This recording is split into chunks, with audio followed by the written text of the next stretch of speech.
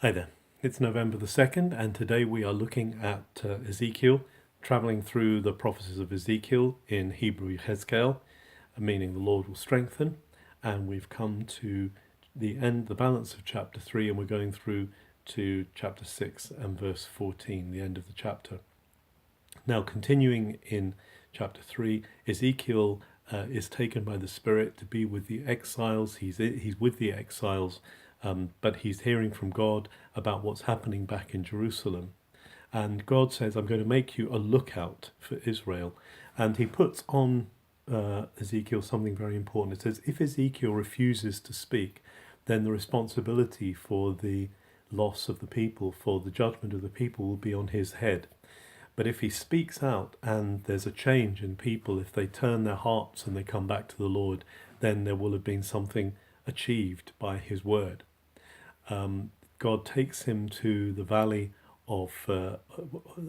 just near where the Kavar River is, and he shows him again there the glory of the Lord as he saw back in chapter 1. And Ezekiel falls down, but the Holy Spirit lifts him up and calls him to go to the house of Israel, the house of Judah, and to speak. Except then it also says, but apart from when I speak to you, shut yourself away in your house so that they can't trap you and they can't capture you, and only speak when I speak to you. And whether they listen or not is up to them. But I want you to be able to speak. And then in chapter 4, we move into a place of dramatic presentation. Ezekiel is a very visual, very action-based prophet.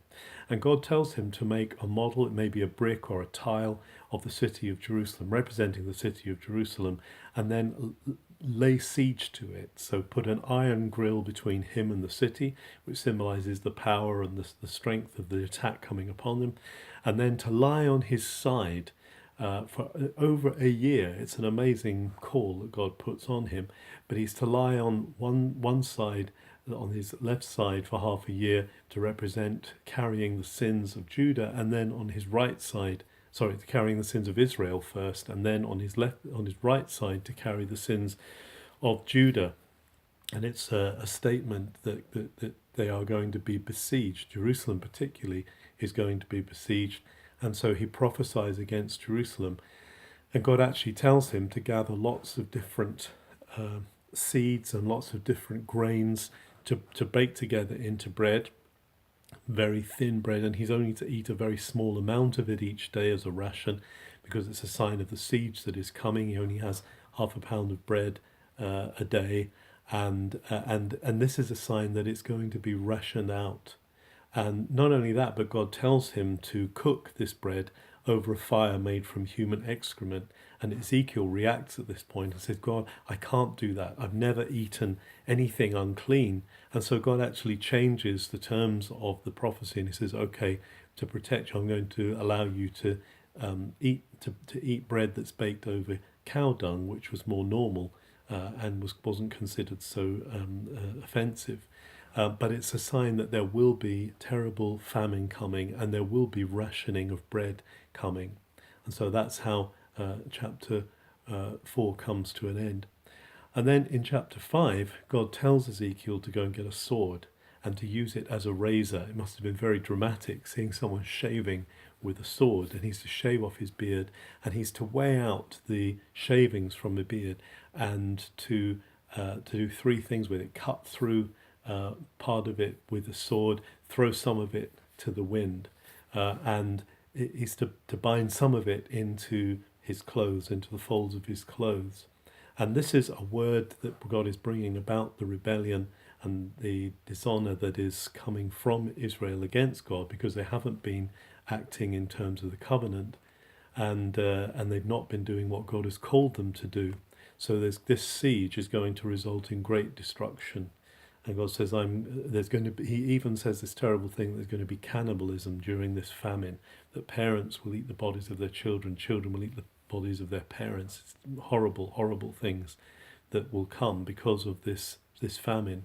And then God says, I'm going to do just as the three things that are the three elements are there in this symbol of the shaving of the hair.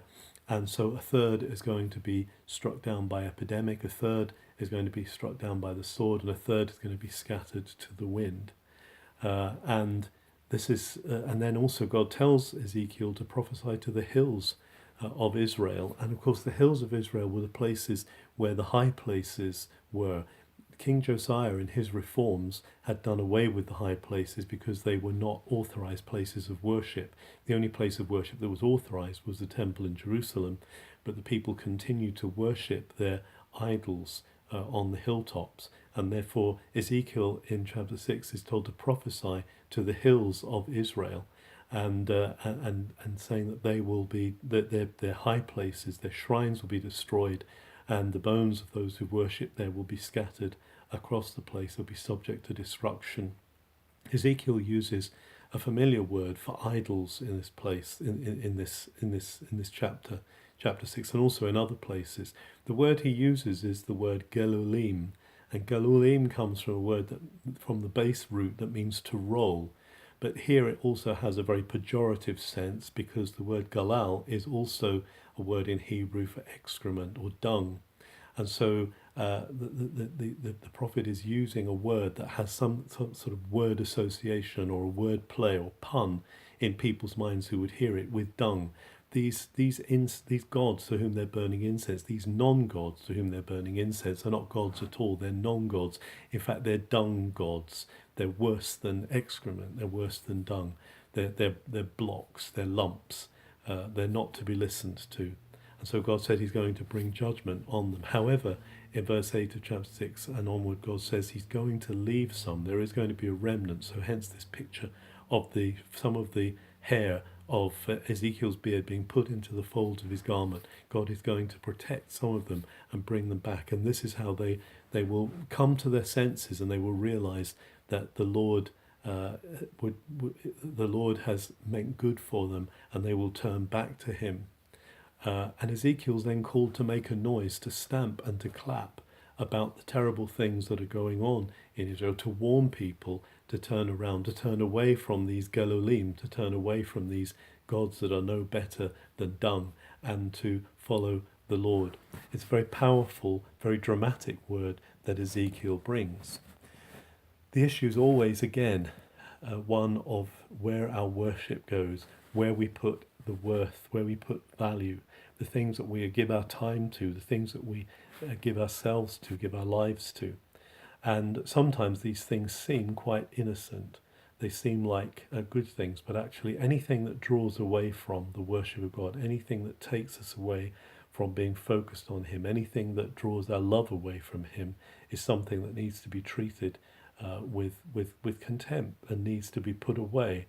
We need no rivals. We need no Gelulim in our lives. We need nothing that is going to get in the way of our worship of God. Let's give ourselves again to the Lord today. Have a very good November the 2nd.